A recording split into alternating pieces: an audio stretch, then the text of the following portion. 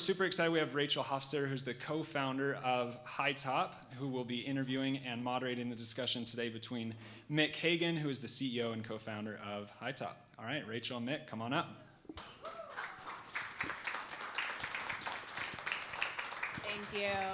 Hey, everybody. Thanks for coming out to Friday lunch. It's really, really fun to chat with you all today. And I'm really excited to get Mick to share his story and what it's like to be on the bleeding edge of Web3.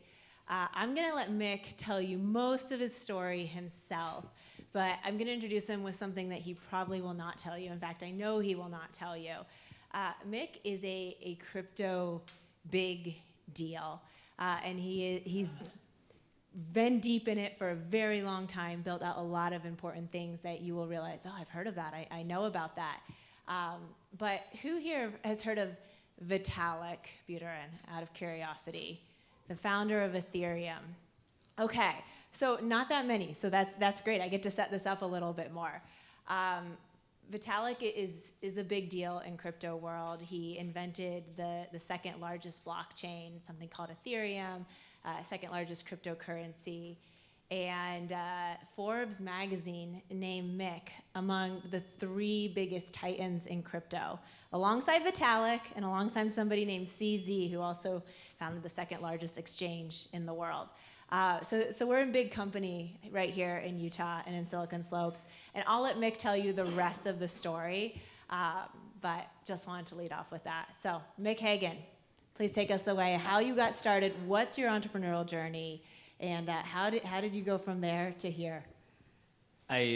First, I'm just seeing my son arrive. That's interesting. Slope School is arriving to hear us, I guess, where my kids go to school. Was this a complete surprise? It's totally a surprise. Hi, Sam. It's totally a surprise. So now I gotta tell interesting stories for Slope School. But I have no idea how I even got selected on that Forbes thing. I'm certainly no Vitalik, no CZ, but I love Web3, love crypto. Just a little bit of background. There's a few familiar faces here, but one of which is Mike Garf. We lived together in Brazil for a few years there, and I'd say, just based on some life experiences, I've always had the idea of how do I create products, how do I create services that can empower people. Part of that was my time in Brazil, just being exposed to so much catastrophic and sad poverty. And I remember leaving Brazil, coming back to the US, thinking there's got to be a way to just help people rise up and help people be given opportunities. I mean, I think brilliance is equally distributed. There's people that are brilliant and hardworking all over the world, but opportunity sometimes just isn't there. And my mom moved to the US when she was 16. She's from Guatemala. And so from a young age, there's always just been this kind of underdog mentality in our house. She worked her way up, just going community college and state college, and she eventually got a master's while she was raising 4 boys. And so I've always just had kind of a little bit of this chip on my shoulder, just around do everything you can to make the most of every opportunity, and how can you help the next person? And so started a company called Zinch many years ago, dropped out of Princeton, started a company kind of in the ed tech space. And in fact, some of you probably know Album Ventures. Sid Kromenhoek was one of my co-founders of that company. And it was essentially, the theme was called I am more than a test score. That was the tagline. And for a long time, universities would recruit and search for students based on just their test scores and based on their grades. And we created a platform where high school students could show their leadership, show their talents, their extracurricular activities, really just all the things that made them unique and exceptional and special. And that ended up growing and working out well. And colleges would use it to search and recruit and connect with students. And we heard so many great stories of students getting connected with universities that perhaps they just didn't think they were good enough to get into. They didn't even consider applying because they didn't think their grades were good enough. And it was just so wonderful to hear those stories of people getting an opportunity, people being given a chance. And so that was acquired by Chegg. Chegg is a public company now, but that was a great experience. And after that, started doing angel investing. I bought my first Bitcoin about 10 years ago. So this is all about 10 years ago. And at the time, I felt like the young whippersnapper entrepreneur that didn't know anything. And it's wild that now I feel like people think that I know stuff and somehow know more. I think the more experienced I become, the more I realize how much I don't know and how much more there is to learn. But in 2016, I was, we'll turn it back to you to ask more questions, but I'll just say this last thing. In 2016, I was a mentor at Techstars, kind of an accelerator incubator, and there was a company that was going through there that was using blockchain technology, specifically the Ethereum blockchain, to create more transparency around giving and nonprofit giving. And this was kind of around refugee crisis. And I started to get really interested in Ethereum because it was beyond just speculation. I mean, I first got into Bitcoin. I put it on my Coinbase account and just didn't think about it. But I started to get really interested about this idea that you can build applications that are 24/7, censorship resistant, unstoppable, anybody with an internet connection could connect to. And that really brought me down the rabbit hole of the Ethereum blockchain, programmable money, Web3. And basically since that time, I just keep going deeper and deeper down the rabbit hole and have not left. Okay, I'm glad you paused right there, because before we go down the rabbit hole, let's talk about Web3. It's a big buzzy term these days, but what does it mean? How should we all think about Web3 here? Yeah, and y'all, I mean, Rachel's incredible, and she's an incredible storyteller. I actually want to put that back on you, because I know you've given a few recent presentations. What is Web3 to you? And once you answer, then I'll give my answer. But I think you answer this very well based on what I've seen. Yeah. So why don't you share what you think Web3 is? Yeah, so something that's been really important to me in my journey into Web3 is unpacking it back to kind of what I would call base principles. And realizing that Web3 makes sense, Web 1, Web 2, Web 3, it's an evolution of the internet. And so I really like to think about it, like first there was Web 1. And some of you may be old enough to remember things like AOL dial-up, and you would wait and hear the beep, noise. And then you could read things. It was really static. You would go and you would look at something that somebody had written and say, oh, I can read this. I can take in content. And that's really what Web 1 is. Web 2 was when you could start to both read and write. And so you can think of it as the social media internet. Things like Instagram and Twitter, and you can participate more in the conversation. It's becoming more dynamic as well. It's more interactive. And Web3 is really a natural extension of that. And it started with the idea of Bitcoin and a blockchain technology, which is a way of participating not just in reading and writing of the internet, but owning. And that's the key piece, is as the internet moves along, it becomes more dynamic, more diverse, more decentralized, and now a lot of what's being built in this space is about owning pieces of what we're all collectively creating on the internet. So you start with read, you go read, write, own. And so everything that's being built, and that now I'm gonna put it back to Mick to continue to talk about, falls under that umbrella of ownership of the internet. Yeah, I mean, I've been part of each of these. Web 1, I built I think I was probably the age of some of these students over here, on AngelFire and GeoCities, just a website where I remember my first website that I created had stick figure deaths, kind of just animated, GIFs or GIFs, depending how you say it, useless facts, yo mama jokes, and it had like breakdancing instructions. And I remember that was my first website, 1999, somewhere around there. Breakdancing instructions. Yes, that's a good exactly. fact there. Breakdancing Okay. instructions. I loved to break dance back then, even though I was terrible. I enjoyed it. But then Web 2 Zinch was this company where students could express themselves and upload content and videos and whatnot, and now Web 3. But so much of my early Web 3 journey was being part of these communities. And we didn't call them DAOs in 2017, 2018, 2019. That's sort of a newer term, but it's just this idea of being this community, a group of people online collaborating, organizing, and trying to create something.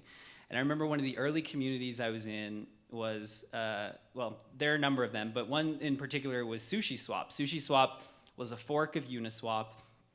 it was at its peak. What is Uniswap? So Uniswap is a decentralized exchange. So you can think of like Coinbase, Kraken. These are centralized exchanges. You can use applications that are on a blockchain like Ethereum, like Uniswap and SushiSwap, and you can exchange from one asset to another. Kind of like on Coinbase, you can exchange from one asset to another.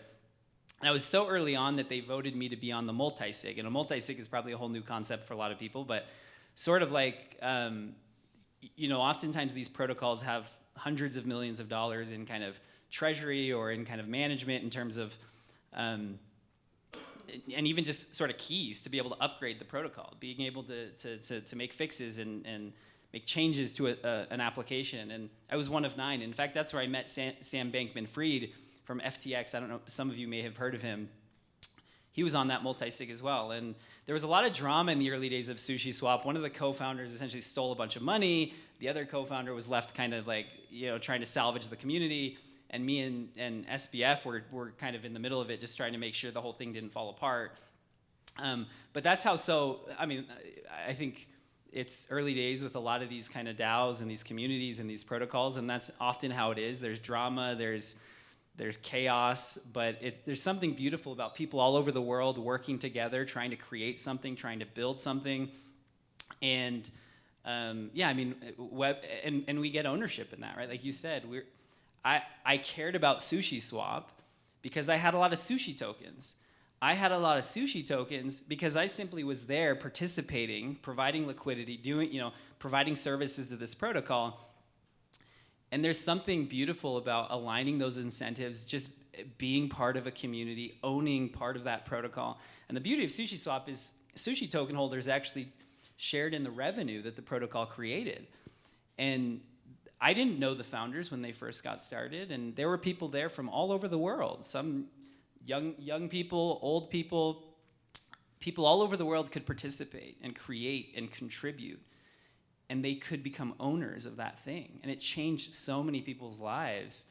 It changed my life, but I ended up starting a group called Cluster Capital, which sounds like a fancy, like a VC thing. It's just like a Discord group, right? Just the Discord group, but people from all over the world, just friends that I had made along the way. And we ended up doing a lot of investing together. We ended up finding interesting projects, pooling our capital together. And these were people from all over the world. Like I was saying, there was a school teacher, there was a beekeeper, right? Accountants, physicians, just people from all walks of life, different age groups. And it was so cool to see the impact that Web3 was having on them, and specifically the opportunities, the investment opportunities, the ability to participate and contribute. And a few years into that, many of them reached out to me saying, Mick, you changed my life. Like, you created this group, you allowed us to invest together, share research together. And there was one guy from Italy who said, I was able to fulfill a lifelong mission of buying a tractor and a barn. That's something he's wanted his whole life. And I told him, look, I didn't do anything. This is the technology. This is your ability to 24/7 participate in these global permissionless markets. Like, that's not me, that's this. This is what changed your life. And I think that it was those experiences that made me think about, how do we scale this? How do we take this to the masses? How do we package up Web3 in a way that everybody in the world can use? Because we all know it's not easy to set up a MetaMask, save your private keys, your seed phrase, understand gas fees. Like, this is beyond comprehension for billions of people out there. And that was really the beginning of Hightop. It was like seeing the impact that this technology had with so many of my friends, and thinking about, and thinking back to my time in Brazil. It's like, it started to click for me. It's like, this technology potentially could be the thing that helps people have opportunity, helps people have access to financial services, financial products. And that was the catalyst to be like, okay, let's do this. We're building Hightop. We're going to take this technology to the masses. Mick, before we go into Hightop, can you break down how was what was happening in Web3 different than traditional finance, both, say, in the United States, but also places like Brazil? Yeah, in so many places around the world, there are just a lot of restrictions. There's a lot of friction. There's a lot of, And I know a lot of that has good intentions, whether it be KYC in terms of like, oh, you got to upload your passport. I know that there's good reasons for a lot of these things to stop bad actors from creating products that people get scammed on. I'll just add in, so KYC is whenever you open something at a financial institution, they check who you are. And so it's a way of making sure that you're not bringing in illicit funds or things like that. Just an acronym there. Absolutely, and there's a lot of countries that just don't have access to financial tools, and a lot of different demographics that don't have access to financial tools, because for a lot of big financial institutions, they have zero incentive to open up accounts for people that aren't going to be putting very much money into those accounts. So there's just a lot of people out. I mean, and even thinking about what's happening in Iran, you've got tens of millions of young people fighting for their freedom, but because of maybe the actions of the governments and different things, those people are sanctioned from access to like financial tools, right? So we cannot offer Hightop in Iran right now, even though perhaps their people need it the most. Or you can think of in Russia, right? Because of the actions of a few of the leaders at the top of the government there, you have tens of millions of people who are now cut off from the global financial system because of sanctions. And so there's a lot of different reasons why people around the world don't have access to financial tools, some good, some bad, some debatable, et cetera. But with DeFi and with Web3, all you need is an internet connection, and you can access the ability for savings tools, access the ability to borrow, get credit, access to be able to invest in things. That's incredible. That's so exciting. That's so exciting. It's really exciting. I'll also add that DeFi is just a term, it's short for decentralized finance, and it's a way of referring to all of these kind of more traditional financial things, lending, borrowing, exchange, insurance, that exist in traditional finance but are being reinvented now in Web3 on the blockchain. I want to give one other example, actually, I just thought of. Before I really went down the Ethereum rabbit hole, I went with a number of kind of tech entrepreneurs and executives out to Greece to volunteer during kind of the refugee crisis. And we were specifically going out there to try to help local nonprofits to use technology to kind of solve some of the challenges that they were dealing with. And I teamed up with a few Googlers, and some of these Googlers had experience working on machine learning and AI, and so anyway, at the end of the week, there was kind of this hackathon. And the idea that we decided to pursue was, how can we help refugees work, right? Because a lot of these refugees, they didn't have bank accounts because they didn't claim asylum in Greece. So they were working their way through Europe. Many of them were going to France or Germany or other places. So they couldn't get work. And that was incredibly demoralizing for so many of them. And so our team decided, well, let's figure out how we can give them work. Most of them had smartphones, refugees. Most of the refugee camps had Wi-Fi. So the idea was, what if we could allow them to do micro tasks, kind of like Mechanical Turk type stuff, just small, simple tasks. What if we could give them the opportunity to do micro tasks from their phone and get paid? And the people I was working with, they were connected to the whole like machine learning and like, okay, there's plenty of micro tasks that we could come up with. We know the vendors. We've got everything lined up. But the one thing we couldn't figure out, and again, this is before I got into crypto, how do we get them paid? They didn't have bank accounts. We knew that if we tried to do cash, it would be a big mess. We explored gift cards and whatnot, but there wasn't really a system to make that happen throughout Europe. And it was something that frustrated me so much because I knew that we had everything lined up. They could work, they could make a wage and feel like so many of them had families, but we couldn't figure out how to get them paid. It was so frustrating. And that was something that once I got into crypto and once I went down kind of this rabbit hole, I was like, oh my gosh, this is the way that they could have been paid.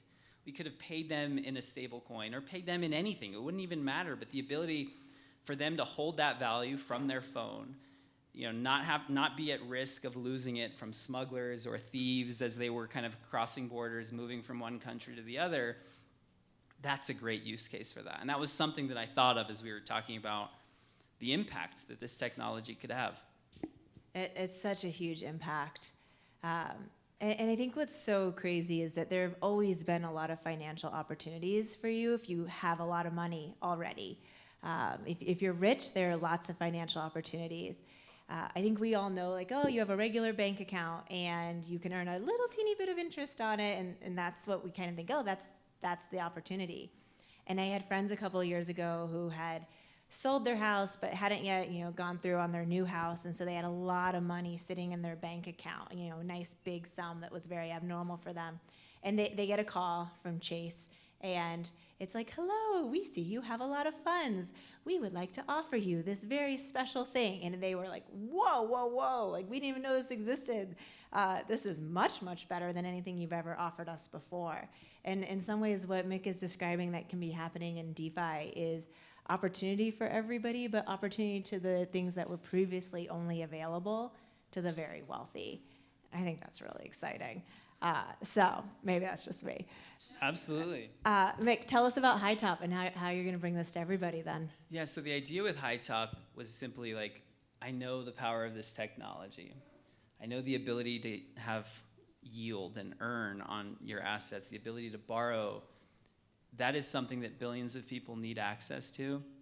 How do we deliver it to them in a way that they can understand, in a form factor that they have a phone, a mobile phone, from an app store that they're already familiar with, the iOS app store, using language that makes sense, not staking, not seed phrases, not these sorts of things. You don't have to know what those are, by the way. So, And so it's like, let's build a bank. Let's build a digital bank that speaks their language, payments and savings and loans. And let's try to solve their use cases that they already feel and know every day. And so Hightop is a digital bank. Now, obviously, we're not a real bank. We don't have a charter. We've had to partner with real banks on kind of the back end to be able to offer things like a debit card. But that's the idea, is instead of making people come to us, us being Web3, instead of making everybody, billions of people, come down the rabbit hole like we have, let's just come out of the rabbit hole and let's bring it to them on their terms, where they are. Just as most people don't know, TCP/IP or HTTPS and all the protocols that we use every day, I think the billionth person that's using Web3 is not going to know what Web3 is, or care what Web3 is, or care what DeFi is, or care what SushiSwap is. They're just going to be able to earn yield on their assets and be able to borrow against it. that is huge. When is it coming? You tell me, Rachel. You're the one that knows better than I do. Rachel really, I'm the crazy ideas guy, but Rachel's the one that actually helps us execute. And what do you think? Well, I think the billionth person is happening here in the next 4 or 5 years. But when Hightop? Yeah, so I'm really excited.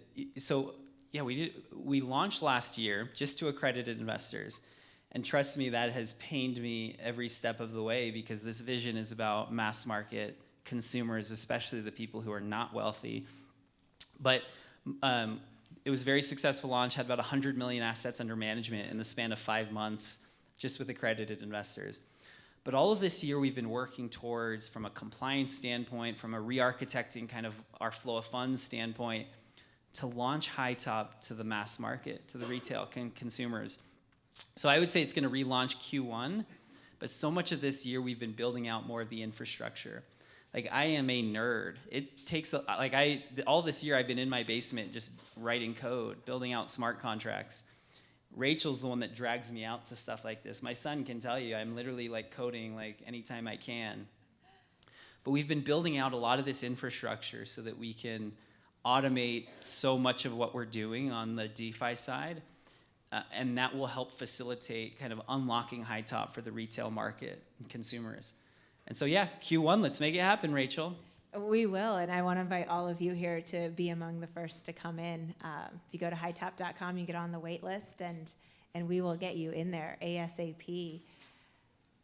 Mick, you said you're the crazy one deep in the rabbit hole. So I want to know, as you look around the future bend, what's the big crazy thing that's coming next? Yeah, again, this idea of how do we take Web3 to the people where they are Most of them don't have CryptoPunks or Bored Apes like I do. Most of them don't have Bitcoin like I do. What do they have? They have homes, they have cars, they have small businesses, maybe they have farms, maybe they have land, maybe they have livestock, maybe they have equity in companies and public equities. They have art, physical art, they have watches, they have sneakers. I mean, these are assets that people have. How do we unlock more productivity on the assets that they have?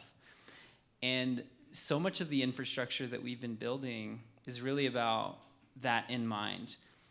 There's so many, and Hightop's not gonna be the one to tokenize all the things. We're partnering, we're working with many companies that are tokenizing real estate, tokenizing your car, all the things I just mentioned. But we're really building the rails and the infrastructure so that as those things get tokenized, as more of your real world assets get tokenized, you absolutely will be able to earn yield and borrow against those assets. You will be able to participate in DeFi, in these 24/7 global economies, whether you know it or not, or whether you care for it or not. We're gonna unlock more value and more productivity for your assets. And that, to me, it changes the world. Like, that to me is exciting. That is how we change the world. That is so exciting. I feel like there's a moment there where we have to go, whoa, okay, this is really exciting, Mick. Before we open it up to Q&A, I'm gonna ask Mick one more question here, but you can start thinking about where you wanna dive in here a little bit. So we'll be doing that after this. Mick, something I've been wanting to learn from you is you are on the bleeding edge of things, and not only on the bleeding edge, but you often choose the right things. You're on the bleeding edge of things that go on to become really big. And how can we learn from you to do that in our own industries, our own spaces, be an early adopter where it matters for each of us? Yeah, I mean, for me, so much of it is just my curiosity, my desire to learn and explore, and that's hard to teach. I don't know, right? Like, so what does that mean? It means diving in to like diving into a DAO, getting into their Discord, asking, how can I help? If you're a good copywriter, say, hey, can I help write some copy for the documentation on this cool protocol that you're doing? I had a few friends fly out last week. They're working on a thing called Kraus House. Essentially, it's a DAO. Some of you may have heard of the Constitution DAO a year ago or so, where it's like, we're gonna all pool our funds together and we're gonna buy the Constitution. Like Nick Cage is stealing the thing from wherever it was in that movie. This really happened, and Mick did try to buy the Constitution. Yeah, and so I participated, and we were all in this DAO trying to buy a copy of the Constitution. We ended up getting outbid by like Ken Griffin, the Citadel founder or something. The thing with the DAO is it's hard to, like, he knew exactly how much we had raised. And so it was easy for him to be like, okay, I see you guys raised 60 million. I'm just gonna do 61 million and I'm gonna buy the Constitution.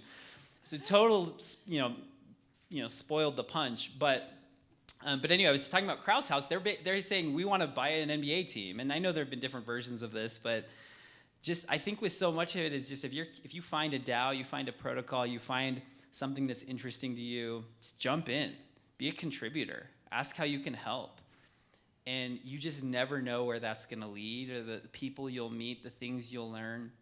So I'd say like, that's probably the best advice I have, is find something that's really interesting to you, jump in, start contributing, start showing up. But beyond that, I think it's the obvious stuff. It's crypto Twitter is big. I mean, Twitter is absolutely kind of the home base for people that are in Web3 and crypto. Finding the good lists to follow, finding the good people to follow. I have a few Twitter lists that I have public because so many people have asked me, who do I follow? And I said, well, I've already created 5 different lists. If you're into NFTs, follow this list. If you're into DeFi, follow this list. So you could find those public lists on my Twitter if you're just looking for a place to start. But yeah, there's a lot of Slack groups, Telegram groups, Discord groups, some good blockchain publications. So these are kind of the obvious things. Just like if you want to find it, go and find it. And Rachel and I are happy to help you find it. But I think so much of it comes down to curiosity and your desire to learn. Like, this is absolutely the future. And I know I'm drinking the Kool-Aid. But if you want to set yourself up for the future, this is absolutely where I would say you should be spending your time. That was great. Be curious, find something that interests you, and jump in. That was great, Mick. I would love to take Q&As for Mick here. So we'll start there. I think raise your hand and we'll bring a mic to you. All right, let's go in the back here. Hi, appreciate your story and your enthusiasm. Issue with crypto, there is the security issue, for one. Blockchain or not, encryption is breakable. This year alone, $3 billion has been stolen in crypto so far this year, and in the first 2 weeks of October, 712 million were hacked away and stolen away. Some of that might get recovered. The government's sitting on most blockchains. My question to you has to do with the crypto and the perception. Because crypto, if you buy crypto because it's going to go up, well, what is backing that except for somebody else's willingness to pay that price to get it? So there's nothing behind it. And you can argue, fiat, maybe the U.S. government's not strong enough to back our currency. But how can you overcome the perception problem? Yeah. Now, the stable coin is one way. But anyway, if you could answer that, I'd appreciate it. Yeah, that's a great question. I think for me, so many people out there think of crypto as kind of the speculation use case. It's you buy low, hopefully sell high. You hope that the number goes up. You hope that you're buying the right thing. To me, that is the least interesting part about this technology. Now, certainly I speculate and I participate in that, but most billions of people around the world, like it's not that sort of activity is not suitable for them. It's too risky. They might lose like a lot of money in that. So I would say the things that are more interesting to me are things like, I have access, I can participate in lending and borrowing protocols. I can lend my stable coin, right? And allow somebody somewhere else in the world to borrow that stable coin, over collateralized. The way that most lending and borrowing works in Web3 is that a borrower has to put up collateral. And because you're using smart contracts, if that collateral reaches a certain threshold against the loan, it will get liquidated instantly, right? So everything that happened early this year with like Celsius and Voyager and a lot of these, the issue is that they were doing loans with hedge funds and kind of centralized counterparties that just simply said, trust us. Look at our balance sheet. We're good for the debt.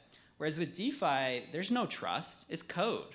You either put up the collateral, it holds its value, or it doesn't. You're going to get liquidated. So I think things like lending, things like borrowing, things like stablecoins, payments, insurance, these are use cases that go far beyond speculation and number go up. And these are use cases that I think absolutely are suitable and appropriate for billions of people around the world. But I get it. Like crypto's taking a big hit. It's going to take time to earn people's trust, to earn, But again, I think ultimately most people will never even hear the word crypto, and that's okay. They'll be using products that use the technology that doesn't even mention crypto.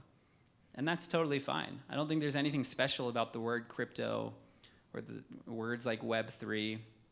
Ultimately, I'm here to build value in people's lives, regardless of what the technology is. So you just said earlier that you finished a funding round. Can this vehicle be a way of funding companies like this? And is that an SEC thing for the U.S.? If that is, then can we do it offshore then? Yeah, I mean, this is recorded, so I have to be careful with what I say because I absolutely love the ability that I love what this technology unlocks in the sense of people all over the world can participate in different things. Constitution DAO is a great example, right? Like you didn't have to, upload your passport to participate. You didn't have to be an accredited investor to participate. You had people putting in as little as $10 to as much as millions of dollars. And essentially it was like we're crowdfunding, right? We're going to buy the Constitution. We're going to crowdfund this and we're going to buy the Constitution. And I love that. That is special. I hope that regulators create a way in which that's possible here in the US. Obviously, there were a lot of ICOs in 2017, 2018, and there was a lot of scams and frauds and bad actors. But I hope that I hope we get more regulatory clarity on that, because a lot of entrepreneurs would greatly benefit from those types of opportunities. So I think the SEC, I think regulators could shoot themselves in the foot, or they could not. Let's hope that, I know I've done everything I can to donate to politicians who are on the right side of this, but it's really hard to say. But the technology absolutely can unlock it. I think the laws here in the U.S. aren't quite where they need to be. Mick, appreciate you coming in today. Fascinating conversation. I'd like to follow up on this question of regulation. What gives you pause right now regarding regulation, first in the U.S. and then OUS, as far as this whole idea? We'll just start with DeFi. Forget about the rest of it, because you did say, we're not a bank. Yeah. Well, for us, for Hightop, I mean, we're because we work with banks and because we work with fiat, we are highly regulated, and that's okay, and I don't have any problem with that. So when a user signs up for Hightop, they upload their passport or their driver's license, and we check their, if they're on the sanctions list and all the things. So on the Hightop side, we are a centralized company. That should be expected. We're custodial, right? We're trying to make it as easy as possible, and so we have made the deliberate decision that the best UX is one that's custodial, one in which the user can say, I forgot my password. Can you send me a new password? So for us, we're willing to make that trade-off. But I think that the option that consumers have should be that, you know what, Hightop, we don't like you anymore. Send me my money in my own wallet, because I want to be my own bank. I am sufficiently comfortable with being my own bank. Send it to my crypto wallet. That optionality, I think, is so important, and it keeps companies like Hightop or any Coinbases of the world, it keeps them honest, and it keeps them accountable. And if they start doing dumb things with your money, you can say, you know what, I'm taking it. Send it to my wallet, right? So I think that optionality is really important. And if regulators eliminate that option, then all of a sudden it feels like we're starting to create the same system that we had with Wall Street, where you've got these big incumbents like Coinbase or maybe someday like Hightop, and it's just, fine. It's the same. It ends up just being a good old boys club of the same kind of thing, but new young entrepreneurs like me or Sam Bankman-Fried or Brian Armstrong, and that's just Wall Street all over again. So I think so where I would draw the line is protocols absolutely should remain untouched and unregulated, because these are immutable smart contracts, applications that are on the blockchain.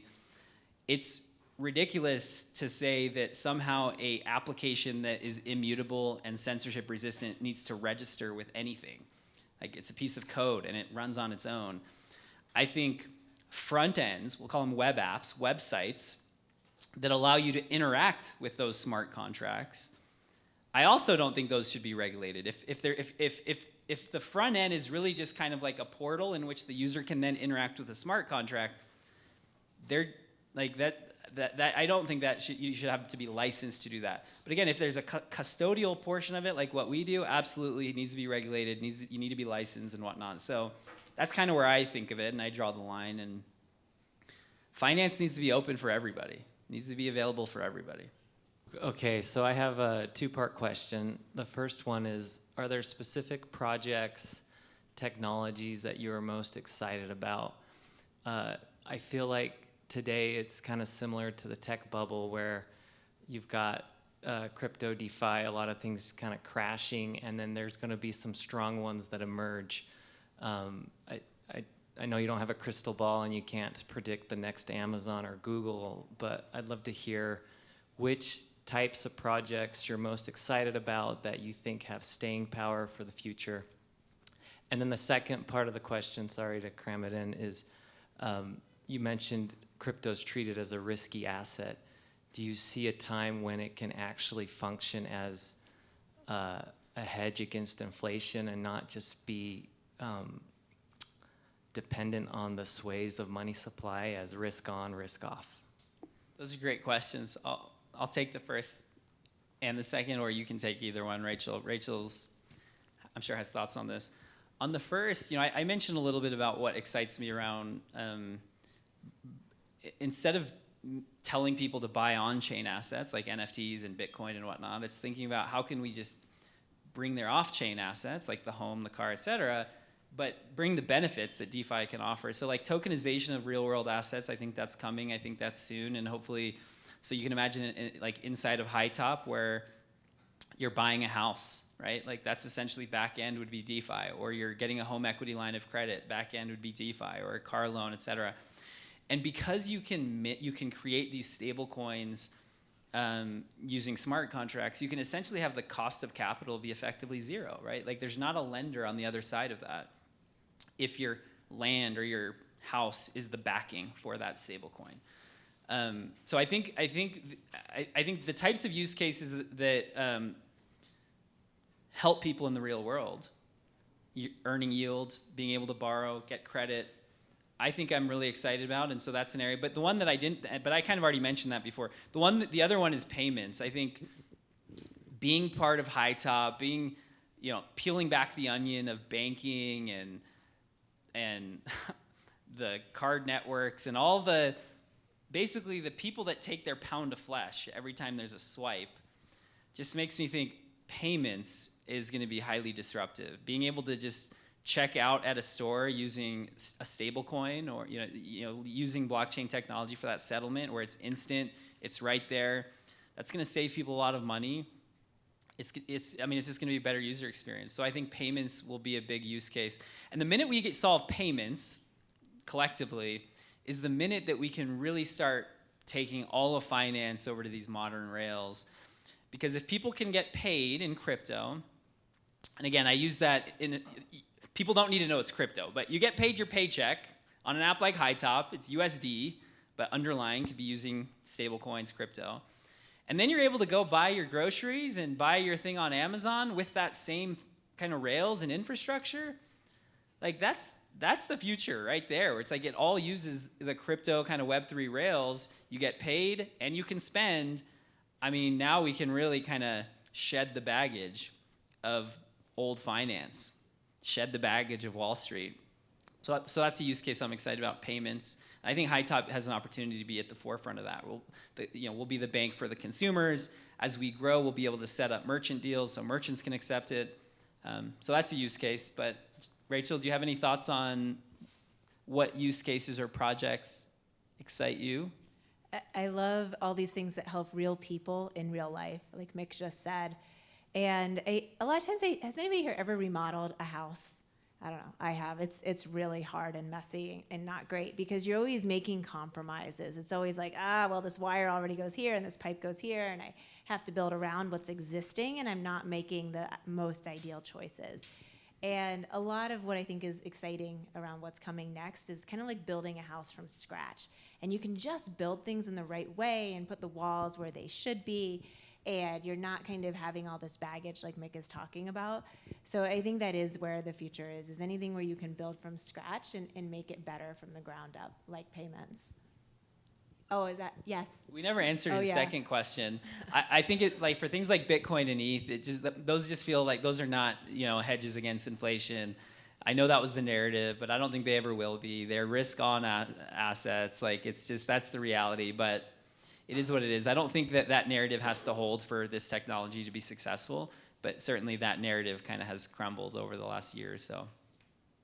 I just wanted to thank you for all of your insight.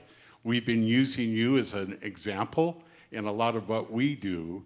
We're democratizing the carbon credit industry, where we're using satellite images, NFTs on blockchain to be fully transparent, so that a small shareholder farmer can collect a carbon credit. Love it. Wow. So I just want to speak up. We use you guys as an example because we run up against all these old legacy, third-party verifiers. When we said we are the third-party verifier because it's an NFT and a blockchain that anybody can look up. Our farmer takes a picture, of what he's been doing in his farm. The metadata is all there. And it's been interesting, but I wanted to thank you for what you're doing, and that we're one of those end use cases. That's amazing. Thank you. Awesome, thank you. That's so great. Let's do, I think, one, maybe two more. So we'll do 1 and 2, and then I think we're nearing time. I'll get the signal. But Hey, thanks, Mick. I want to ask you, where do you see the crypto space going forward regarding the fragmentation that we see now in so many blockchains over there? There are a few big ones, many small ones coming, and a few tiny ones coming up every day. Where do you see that going forward? Yeah, I mean, ultimately, I think there will be different blockchains for different use cases. I think there will be some blockchains that focus on latency and throughput and speed, and maybe those are the types of blockchains that are used for gaming and media and social media, things like that. I think there will be other blockchains that aren't as focused on throughput and speed, and they're maybe more focused on security. They're more focused on making sure that this can be a settlement layer for trillions of dollars in value. I would consider that something like Ethereum, where it's a little bit more expensive to do a transaction, it's a little bit slower,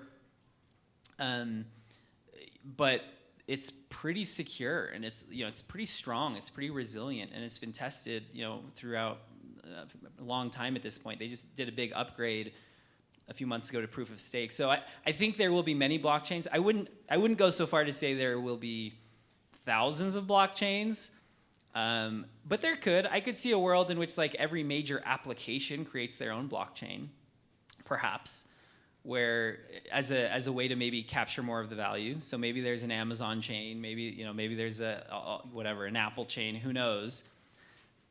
So that would be the only way in which I see like there's thousands of blockchains, is if like a lot of the big companies essentially create their own. But for the most part, I would say there's probably going to be like, dozens of like winners at kind of the lowest level of blockchains that have different trade-offs, different focuses, different kind of features that can do different things depending on your use case. That's how I see it. With you mentioning that your wallet is going to be custodial, would there be, because you want to provide a good UX, would there be any hope in the future to support a self-custodial wallet with, for example, Coinbase has a partial sharding of their seed phrase. Giddy is looking into that just to not have to sacrifice on the UX, but still be able to provide a self-custodial experience. I would say it's possible, absolutely, but really, we're here to think about billions of people. And so it might just be that our target is not the people that want to be their own bank, and that's okay, and there's great applications for that. Our target is, how do we take this technology to billions of people? And so I would say maybe, I just say it's not our focus, but certainly we could end up, there might be reasons around regulation why we move in that direction as well, in terms of, so far, the regulators have had a very clear line that anything that is self-hosted, essentially if you create your own wallet, you're your own bank, you can do whatever you want. So there might be reasons like that where we move in that direction, but really our hearts and minds are set on how do we bring billions of people into this technology. And they need a forgot password. They need it. that's the truth. Okay, we've got one important one here. Uh-oh, what's this question from my son?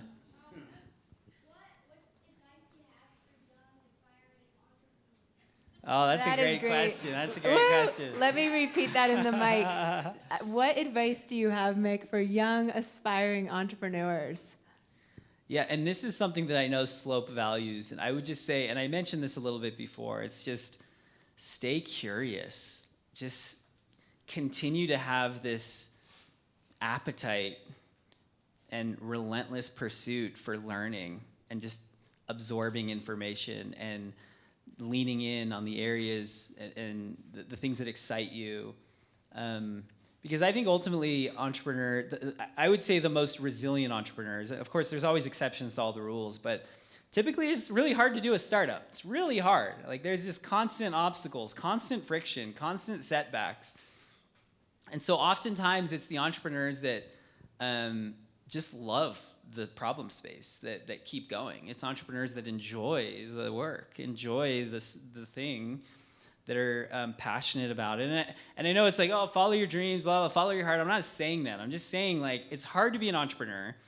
And so if you don't love the general problem space you're in, it's just, it'll be easier for you to say, I'm gonna go do something easier, do something else. But it's that curiosity, it's that learning that helps you maybe discover the thing that you're like, wow, I really love this. So stay curious, stay learning, and have a love for learning. And you might find things that you just didn't know you loved. I don't know. I know that's super cliche, but your guide will help you kind of figure that out. Thank you for the perfect last question. That was great. Thank you, Sam. Thank you all for being here today. Before we end, I do just want to point out some Hightop people in the audience who also can geek out with you on more questions after this.